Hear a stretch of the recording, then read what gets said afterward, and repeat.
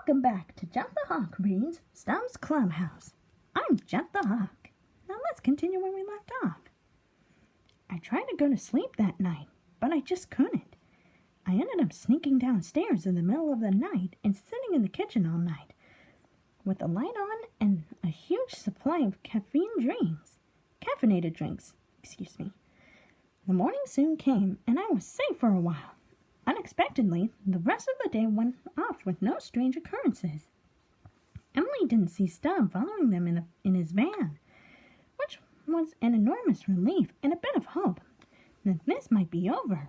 But that night, I woke up in what could be described as conscious sleepwalking, meaning I got up in the middle of the night and did something while fully conscious and aware, but still drawn to the thing by some urge.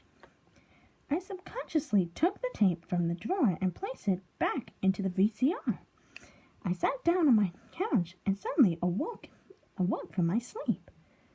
I noticed I was on the couch, about to watch the tape. I wanted to take the tape out and go back upstairs, but a strange urge or force told me I needed to watch the final episode, episode 3. The opening started, and this time it was totally different. The xylophone had been replaced with a loud banging, and the voice had now become a deep, demonic-sounding voice, singing the lyrics in a language I couldn't understand. The title came up, and the title card looked as if it had been slashed by the claws of a large animal. When the episode turned on, Stubb was sitting at a table with some children. He asked the children if they wanted to play a game, and they eagerly said yes. Stubb reached under the table and revealed a large carving knife. He asked one of the children to place their arm on the table. Excuse me. A small girl did, and Stubb asked, "Tell me how it feels." He then began to slowly slice a thin layer of flesh from the girl's arm, like he was peeling a potato. Blood immediately began to flow, and the room was filled with the sounds of the girl's screams. The other children didn't run. They just watched calmly, as if they watched to actually see the rest. He asked the girl, Doesn't it feel happy?" Stubb continued to slice layer after layer of flesh from the girl's arm until he hit a bone. The girl was wailing like a banshee at this point, and I was in absolute shock.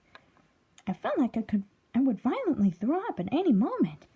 The girl's arm was drenched in blood, which had been spilled onto the table and created a puddle on the tabletop.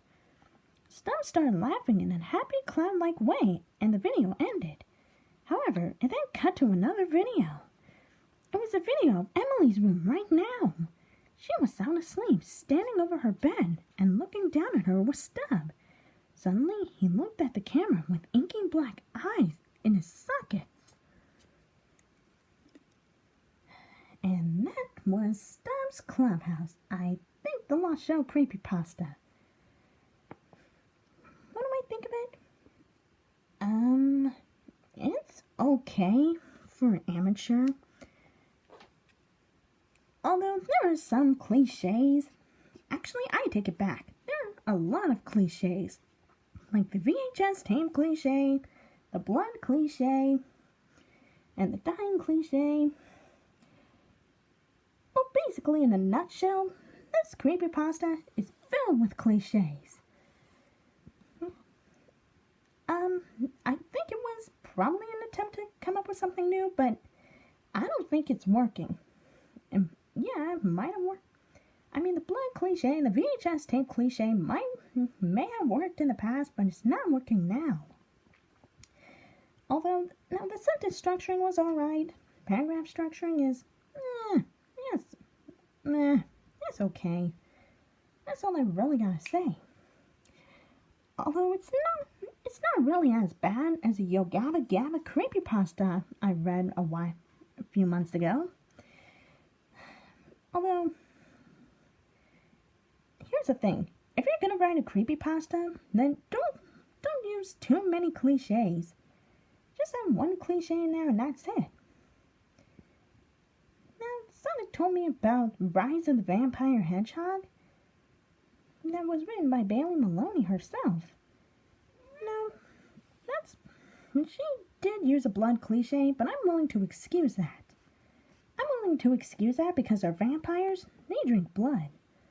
But this, the blood cliche, the inky eyes, the inky blackness and the sockets cliche? Come on, people. Don't you think that sounds like a tired record? Oh, no! No! Stop them inky black eyes!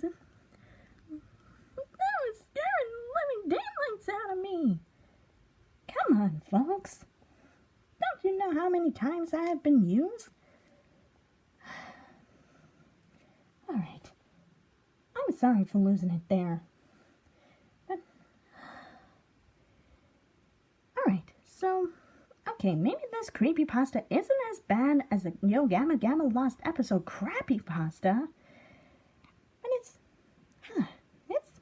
not bad. It's not great either. There's too many cliches in there. If you can just have at least one cliche, then you should be alright. But other than that, it's okay for an amateur. Now, what do you all think of this creepypasta? Did you like it or did you not? Feel free to let me know in the comment section down below. I better get going. My team is gonna search for more treasure in the Babylon Garden. But thank you all very much for watching. This is Jeff the Hawk, signing off. Bye.